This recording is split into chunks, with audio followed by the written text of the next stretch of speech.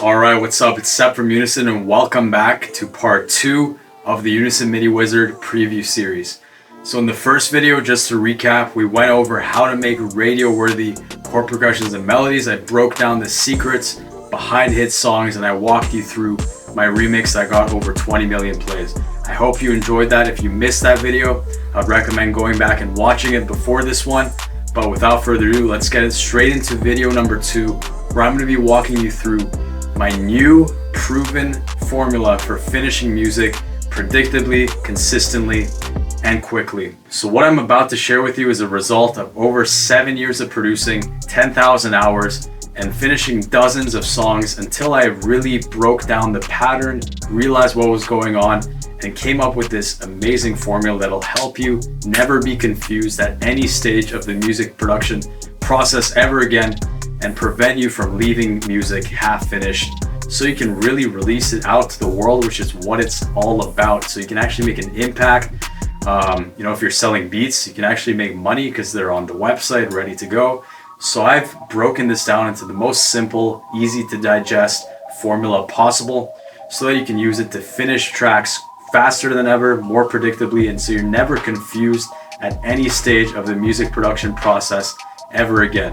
So in a moment, I'm gonna go really in depth. I'm gonna jump to my computer again. I'm gonna break down this formula in action, but first I would like to give you the broad overview and the general concept which you need to understand to actually apply this strategy.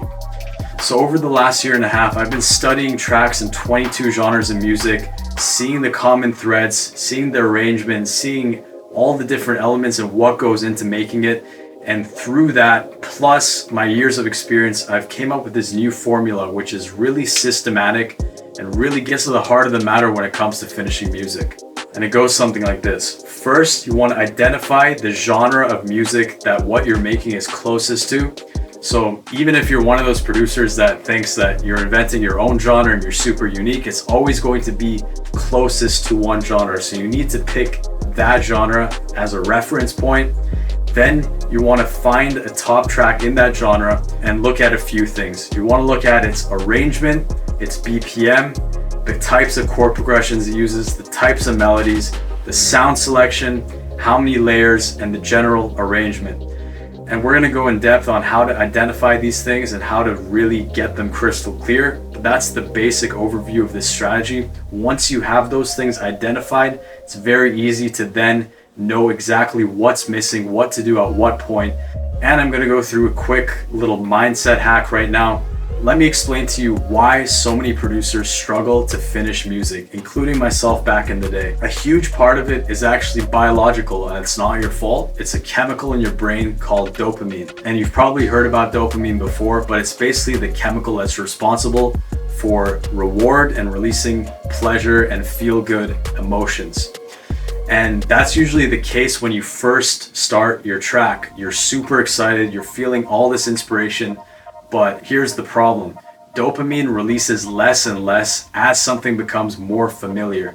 It's all based on novelty. That's why when you hear a crazy song for the first time, it'll be your favorite song for maybe a few days, a week, maybe even a month, but I guarantee you, your favorite song now is not what it was a year ago. And that's basically due to dopamine. You've listened to it so many times that it's no longer releasing that much dopamine, so it's not giving you that much pleasure anymore. And that's exactly what happens when you produce music. The more you hear it, the more you loop it, the more boring it becomes, the harder it becomes to finish. So now that you understand this, I want to tell you how you can take advantage of this and how to take advantage of your dopamine so it doesn't affect you negatively. The most important thing you have to do is start at the peak moment of the song, the climax, where as many elements as possible are playing. This will ensure that you get everything needed in the track before your dopamine starts to go down, and you'll be able to know exactly what layers to use, which you can then unravel like a puzzle and lay out the rest of the track. Basically doing this, you use your initial inspiration, your initial dopamine to really build everything that it takes. You build the building. If you start with the intro or like a kind of small loop or just one sound, you're gonna get bored very quickly, and the more time goes on, the harder it's gonna be to finish that song. So let's jump inside my computer. I'm gonna walk you through a few examples. I'm gonna break them down. I'm gonna show you how to use this formula to finish your music. All right, so let's get into the formula. So the best way I thought I would go about this is, again, we're gonna go into this 21 Savage project because it's more simple. As you can see, there's only about 10 or 12 layers. I'm gonna solidify the formula for you on this so you can really see it in action and get a grasp for it. And then we're gonna jump back into my 20 million plays remix project. I'm gonna explain how I used part of this formula while making it. I didn't know the full formula. I was still discovering this stuff back then, but I used part of it, and that's one of the reasons why I was able to finish it in only 2 days. And that played a huge part in it blowing up, because if I had delayed a week or 2 weeks, timing is everything, and Trap City probably would have chose another remix to upload instead of mine. So if you take advantage of opportunities and finish music fast and consistently, you can really skyrocket your career like it happened to me. Because before that, my music was getting maybe 5,000 or 10,000 plays at most. And that was back in the golden age of SoundCloud, where repost gates were first invented. So you can pretty much divide that number by 10 now. So that would equal 500 to 1,000 plays. And that was with me doing a lot of promotion, sharing it with all my friends. And that was my first year and a half producing. But after that remix blew up and got 20 million plays, my tracks now consistently get anywhere from 200,000 if it's something like techno or something not so mainstream, all the way up to 1 or 2 million on my original songs nowadays. So without further ado, let's get into this strategy. So I've simplified it into a 5-step process, and I'm going to go over the broad overview, and then we're going to jump into each step and make it crystal clear for you. So step number 1 is to identify. And what I mean by this is you want to identify, as we talked about a little bit before, the closest genre that your song is going to be, the BPM, the types of chords used, the types of melodies used, the types of sounds used, and the general arrangement. So since we're making a beat here, by the way, why I'm starting with a beat is because our survey to 160,000 of you guys on our email list, the most common genre you guys said you produce were hip hop, R&B, pop, and house and future bass. So we're going to cover the first 4 of those in this video series as examples, but all the things I'm going to share with you apply to all genres. You can use this strategy to make any genre of music perfectly. So in this case, the closest genre we're doing is hip hop. The BPM, it's a little bit fast for a normal beat, but we're at 176 BPM. The types of chords we can identify are minor and dark chords. The melodies also more sad and dark and spooky. And you can use the strategies we talked about in the previous video to solidify the emotions your chord progressions and melodies are going to convey before you start producing your track. And as far as the sounds used, there's not too many harsh sounds. It's going to be more spooky, dark sounds. And as far as the drums, it's going to be very crisp and tight with not too much reverb. And for the general arrangement, I've pulled in the original song here. So as you can see, there's an intro section here. Then some of the drums come in. Then the track peaks, and then it kind of unwinds over here. Another peak and an outro section. So what we're gonna do, as I also explained a little bit before, is we're gonna produce the climax of the song, which is gonna be this area of the song. And once we have that done, as you can see here, we're going to go into each layer. But once you have that done, you'll have everything you need to then lay out the rest of the song. You won't need to produce anything else other than some minor transition effects and stuff like that. So let's get straight into it. So the best way I found to start is with the chord progression. So in this case, this is the chord progression we're using. It's just a 3-chord progression, very simple. So once you have the chord progression, you can derive the bass line. So in this case, we're going to use this note and this note, as you can see with the sub bass. And then we're going to switch it up a little bit by using 3 notes for the second half. So now we can play the chord progression and the bass line together.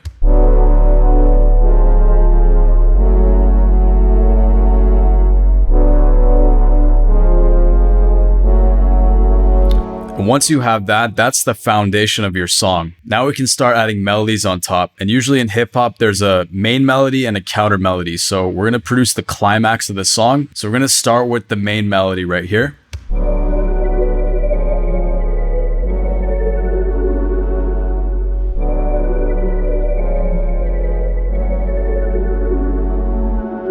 Now don't worry if you have a hard time coming up with melodies and chord progressions. I'm going to quickly whip up a few so you can see how you can do it easily. But next we're going to go into the pluck, which is the counter melody.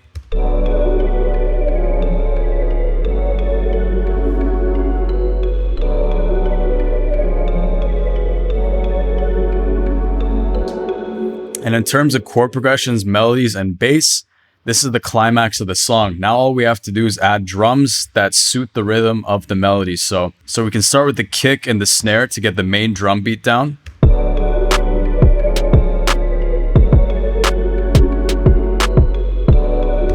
Then we can get the hi-hat going. And it's missing just a tiny bit, so we're gonna add an off snare and an open hat here.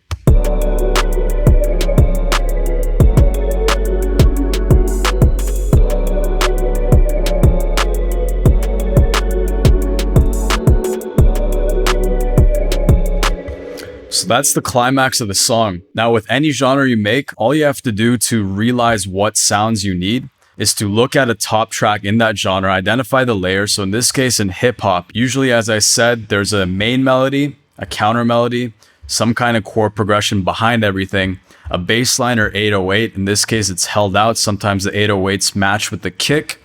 As for the drums, there's usually a kick pattern, a snare or clap, hi-hats that are going throughout, an off snare or percussion, as well as an open hat. Those are the elements of a beat usually. And if you follow those, your beat won't sound like it's missing anything. So now that we have the climax produced, it's very easy to then lay out the rest of the song. So what we can do is copy paste all that, then go to our arrangement we pulled in, paste that, and then now that we have this set in, we can paste that in and basically unravel it for the intro section. So for the intro, we probably just want the main melody. We're going to bring in some of the drums here without the hi-hat, as well as the bass, but we're going to put it on a different bass. And then we don't want to bring in the chord progression right away. So we're going to save that for the second half of this. And also the pluck we're going to save. So now check this out. We have the intro with the melody, and obviously there's going to be vocals on top of it. And then we bring in some of the drums as well as a bass line.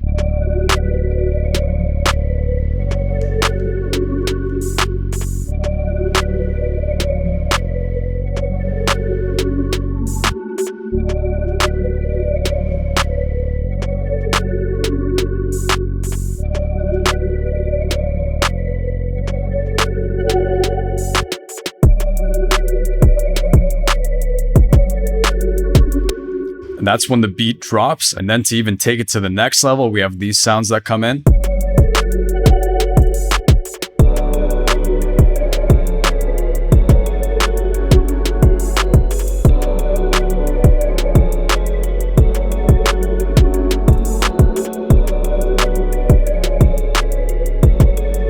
Now this is a little bit different from the original song. This pluck actually comes in during the bridge in the original song like this.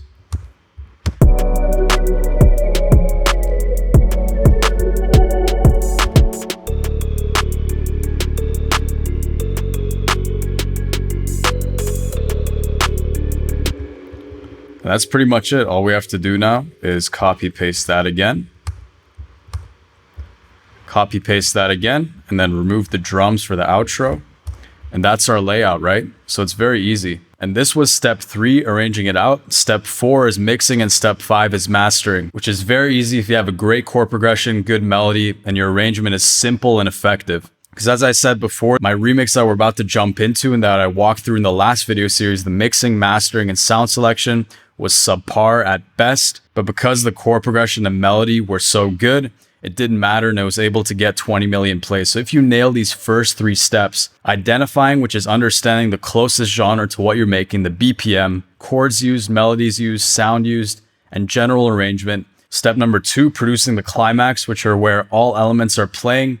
Make the chord progression first, melody second, counter melody third if it has it, then the drums. And then step number 3, arrange it all out. You're pretty much good to go. Now let's go back over here and try out some different options for chord progressions and melodies. So let me mute these real quick so we have the drums going. So let's see what we can whip up here. All right, so let's choose hip hop. Let's go to the key that we were in, F sharp minor. Let's choose a chord progression first. Let's see what's up.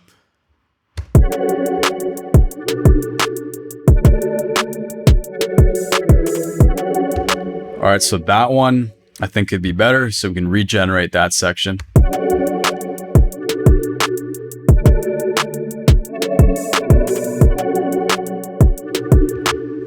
Change this chord again.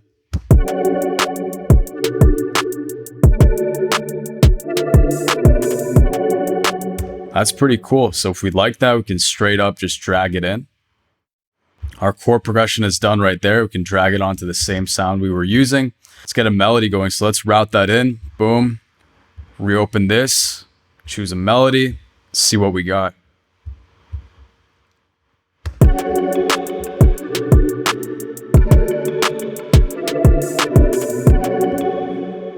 All right, so we're playing everything together there, but I know that sounds good. So we can just mute that bass line right there and then maybe move it up.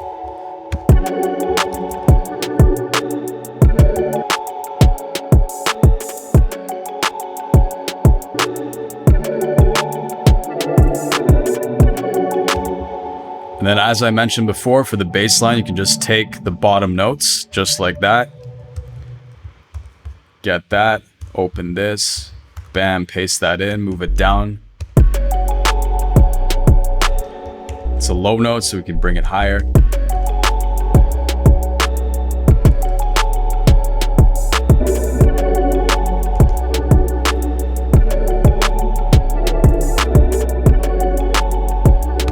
So I just wanted to show you how easy it can be to generate your chord progressions and melodies if you have a hard time coming up with those. But anyways, let's jump into my remix and I'll show you a different genre that has more sections and how you can use this strategy with that as well. All right, so we're in my remix project and I've gone ahead and added location markers. So before, when we were making the hip hop beat, it's pretty much just one climax and then you unravel it. But in something like future bass, pop, even house music, there's different sections which you have to produce the climaxes for.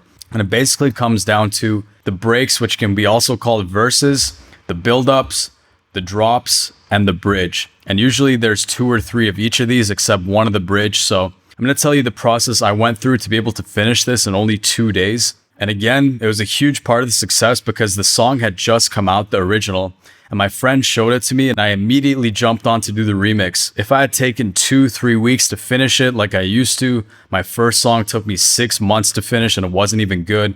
If I had done that, I would have missed the opportunity for Trap City to upload it. They would have probably found another remix to upload and it wouldn't have blown up and my career wouldn't have taken off. So using this strategy, you can finish tracks very quickly and increase your chances drastically of getting noticed, getting recognition, and really skyrocketing your career as a music producer, whatever your goals are. So I'll just quickly explain what I did here, right? So to start this song, I set the BPM at 136, and I basically got that from the song that was very popular back then, The Hills by The Weeknd. That's what his BPM was, and I thought that was a cool BPM, so I set that.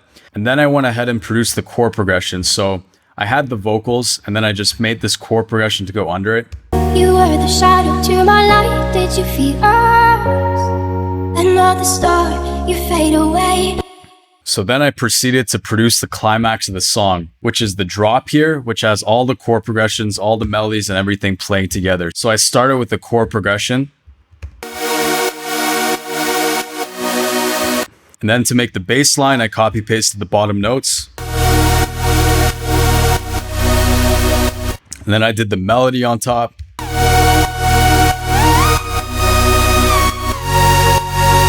And then the kick and the snare.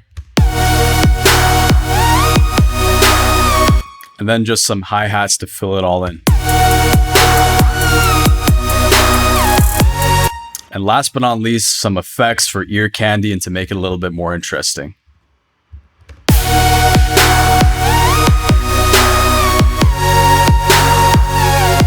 So once I had that, I just took that same chord progression, used it in the intro with a different sound on top of the vocals. You were the shadow to my light. Did you feel us? Another star, you fade away. Afraid our aim is out of sight. Wanna see us? So once I had that, I moved back to the build to create the climax for that. So I used the same chord progression on several sounds, the same melody, but chopped up like this, with a snare build and a snare fill. Was it all in fantasy? Where are you now? We were imaginary. Where are you now? And then we have those two sections done, so we can move backwards, just remove some elements for the second part of the break, and then remove even more elements for the intro. You were the shadow to my light. Did you feel us? Another star, you fade away.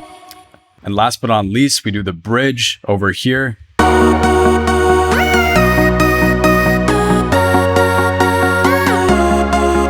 Where I bring in this vocal chop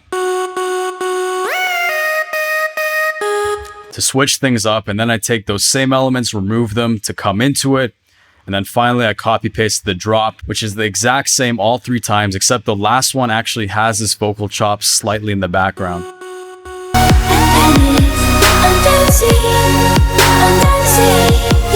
Just to change it up a little bit. And then the outro is very simple. It's just the outro from the original song.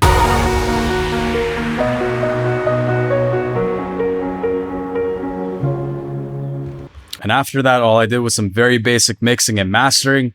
And also I produced this entire song on $200 headphones. So you don't need a fancy studio. You don't need all this equipment to produce a hit song. I literally produced the entire thing on Audio-Technica $200 headphones. And the only other place I tested it was on my car speakers. So again, if you have great chord progressions and melodies and are able to finish music quickly and take advantage of opportunities, everything else doesn't really matter as much, and you can have a lot of success. And you can apply this exact strategy to house music, jazz, classical, cinematic, dubstep, you name it. So again, just to recap everything, number one, you want to identify, which is where you choose the closest genre that you're making. In this case, it was a mix of future bass and trap, which is where I got the BPM from. Then you want to identify the BPM, which is in that genre. A common BPM is 136, 140. That's why I chose that. Then you want to choose the types of chords and melodies used. I chose some pop chord progressions and an emotional melody. Then you want to choose appropriate sounds and then identify the general arrangement. Then you want to move on to step number two, which is producing the climax. Your song may just have one climax, like a hip hop beat, or it may have several, like I've explained here, in terms of the drops, the breaks, the builds, and the bridge. And how I go about it is I produce the chord progression, melody, and bass line first, then move on to the drums, and then the small elements like ear candy effects and stuff like that. And once you have the climaxes, you just unravel it for the rest of the track and you have your entire arrangement laid out without confusion. And then finally, you just do some simple mixing and mastering and you're good to go. And last but not least, just as a quick bonus, let me show you how much you can change the emotion of your song just by using a different chord progression and melody, and how easy it can be to come up with a good one. So let's jump into the intro and do a chord progression first. So let's check this out right here. This is the one we have right now. You were the shadow to my light. Did you feel us? Another star, you fade away. So for now, we can mute this, mute the bass line here, and then let's see what else we can come up with here. Let's open up this. Let's choose a pop chord progression. We're in D sharp. Let's choose the key, and then let's see what we come up with here. You were the shadow to my light. Did you feel us?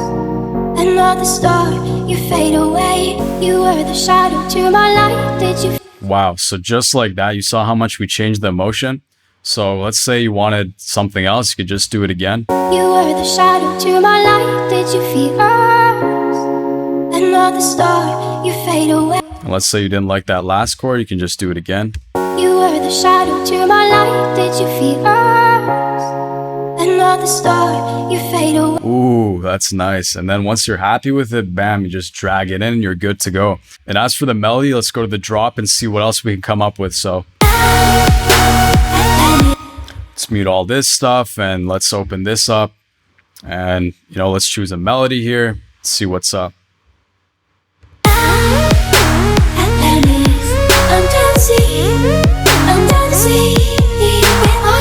Wow. All right. All right. First try, it's already good. So that's already solid. I don't even want to make any changes to it. We can drag it in straight like that and we're good to go. And actually now we can grab the chords we made before. Let's go ahead and put these in just like that. Copy paste it onto the other layer as well. Let's move this layer up an octave. And and then go ahead and copy paste the lead onto here. And let's see what we got.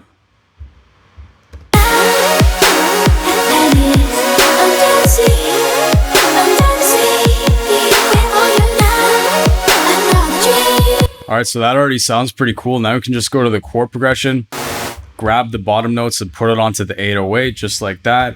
And then let's make sure this is in the right octave. Yeah, we copy paste it onto the other one, and then check this out.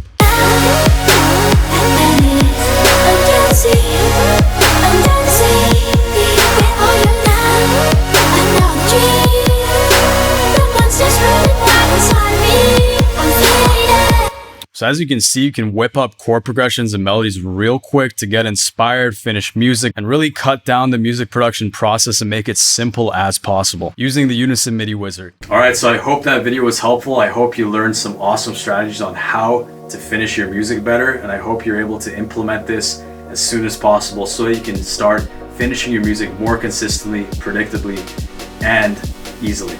Now, as we got into it a little bit, you saw the MIDI Wizard in action. Now, this is something that we've been working on for the last year and a half, and it's the craziest plugin I've ever seen out of my thousands of plugins that I've tried in my 7 years of music production. It's probably the most useful as well because you can use it to make radio-worthy chord progressions, melodies, and pretty much get infinite inspiration at the press of a button.